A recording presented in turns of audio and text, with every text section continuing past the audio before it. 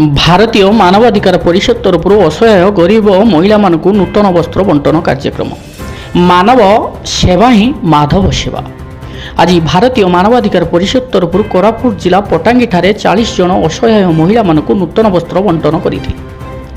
ଭାରତୀୟ ମାନବାଧିକାର ପରିଷଦର ମୁଖ୍ୟ ପ୍ରତିଷ୍ଠାତା ଡକ୍ଟର ପୂର୍ଣ୍ଣଚନ୍ଦ୍ର ସାହୁଙ୍କ ତତ୍ତ୍ୱାବଧାନରେ ଏହି କାର୍ଯ୍ୟକ୍ରମ ହୋଇଥିଲା। ଏହି କାର୍ଯ୍ୟକ୍ରମରେ କୋରାପୁଟ ଜିଲ୍ଲା ସଭାପତି ହିମାଂଶୁ ବାଗ ସମେତ ଭାରତୀୟ ମାନବାଧିକାର ପରିଷଦର କିଛି ସଦସ୍ୟ ଉପସ୍ଥିତ ରହି କାର୍ଯ୍ୟକ୍ରମଟିକୁ ବେଶ ଆନନ୍ଦ ଉଲ୍ଲାସରେ ସମାପନ କରିଥିଲେ। ଭାରତୀୟ ମାନବାଧିକାର ପରିଷଦ ପ୍ରତ୍ୟେକ ରାଜ୍ୟରେ ଅସହାୟ ଗରିବ ଲୋକମାନଙ୍କ ମୁଖରେ ହସ ଫୁଟାଇବା ସହ ବଳକା ଖାଦ୍ୟ ମଧ୍ୟ ସଂଗ୍ରହ କରି ପାଗଳା ପାଗଳିଙ୍କୁ ମଧ୍ୟ ବଣ୍ଟନ କରିଥାଏ।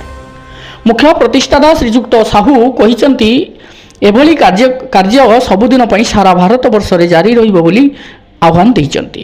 କୋରାପୁଟ ଜିଲ୍ଲାରୁ ହିମାଂଶୁ ବାଗଙ୍କ ରିପୋର୍ଟ, ଲାଇଭ୍ କଳିଙ୍ଗ ଖବର।